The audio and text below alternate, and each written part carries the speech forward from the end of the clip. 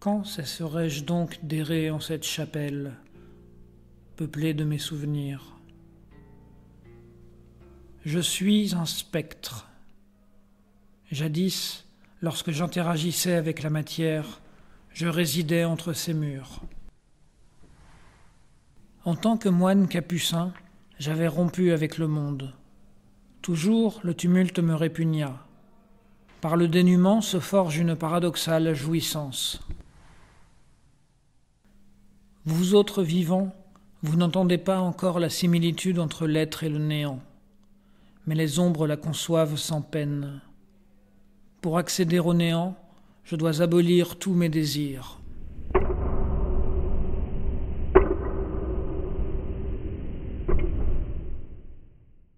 Solennelle présence, lithique aménité, d'une immarcessible mémoire. Construite en 1875 sur les vestiges d'un ancien couvent, cette chapelle forme une bizarrerie néogothique.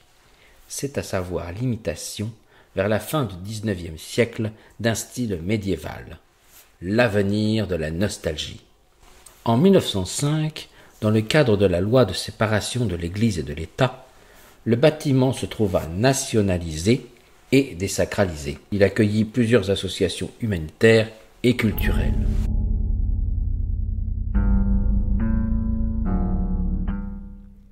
En tant que moine capucin, je suivais l'héritage de saint François d'Assise. À présent, je considère son œuvre avec scepticisme. Toutefois, j'admire encore son exubérance. Il prêchait aux oiseaux. Il méprisait les richesses. Mais surtout, il inventa les ordres mendiants. La pauvreté au cœur de l'engagement monacal.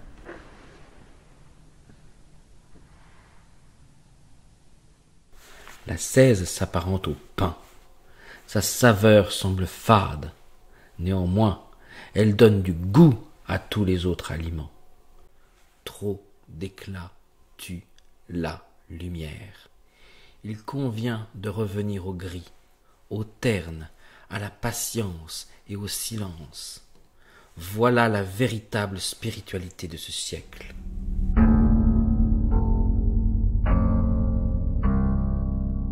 Notre fascination pour la possession.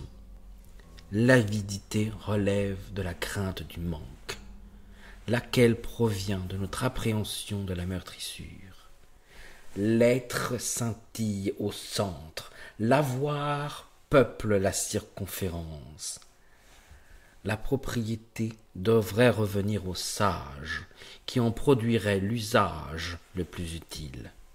C'est à savoir à qui répondrait au mieux aux soucis de notre chair et de notre esprit. Loin de l'orgueil, sapience et finance se doivent conjuguer.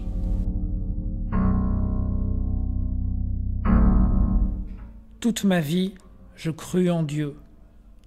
En trépassant, je perdis cette naïveté. Je me sens proche d'un personnage des communiants de Bergman. Voué, comme moi, au sacerdoce ecclésiastique, il perdit la foi. S'encombrant des oripeaux de son ancienne illusion, il se résigne à feindre de croire.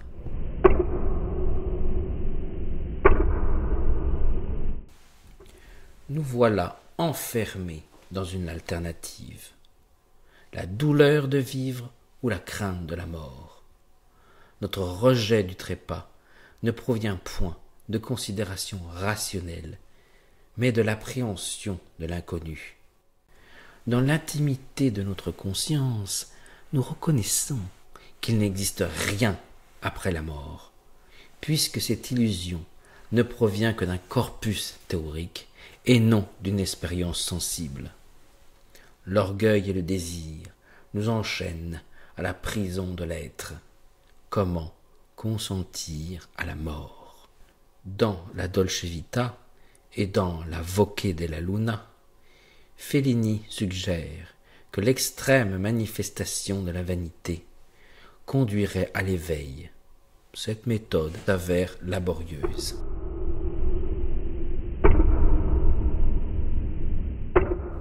Je découvris la sombre lumière qui me libérera des passions. La souffrance nous conduit à consentir à la mort. Elle nous purifie de notre instinct de survie. Face à elle, nous voilà des pantins inutiles. Face à elle, que valent nos colifichets? Que vaut un lingot d'or si je souffre en ma chair?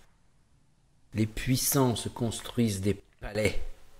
Néanmoins, ils n'échapperont ni à la souffrance, ni à la vieillesse. De même, dans l'argent, Zola décrit un milliardaire qui, souffrant d'effroyables faiblesses, se contente pour tout repas de laitage. L'abolition de la douleur forme ainsi le fondement de la morale. La contemplation de notre misère nous conduira au mépris de la vie et à la vénération du néant.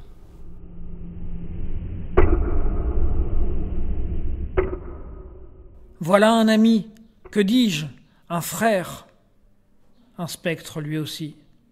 Semblablement à moi, il se promène dans l'ancien monastère. Il n'appartenait pas au même monde que moi. J'œuvrais par la prière, il travaillait la pierre. Il participa, en tant que tailleur, à la genèse de cet édifice. Noble tailleur de pierre, par un jeu de symboles et de fraternité, tu initias une spiritualité supérieure à la mienne. Je fondais ma foi sur le dogme, tu la construisis sur le dialogue. Tu inventas une réponse à l'insensée et congénitale mélancolie qui nous force à croire. À présent que nous voilà deux ombres, communions ensemble. Nourrissons-nous de cette humilité issue de la fraternelle contemplation de notre néant. Quittons le monde et le langage. Cultivons le retour. Notre orgueil s'avère aussi ardu à dégrossir qu'une pierre. Il en faut de la lumière et des coups de burin pour nous guérir de nos imperfections.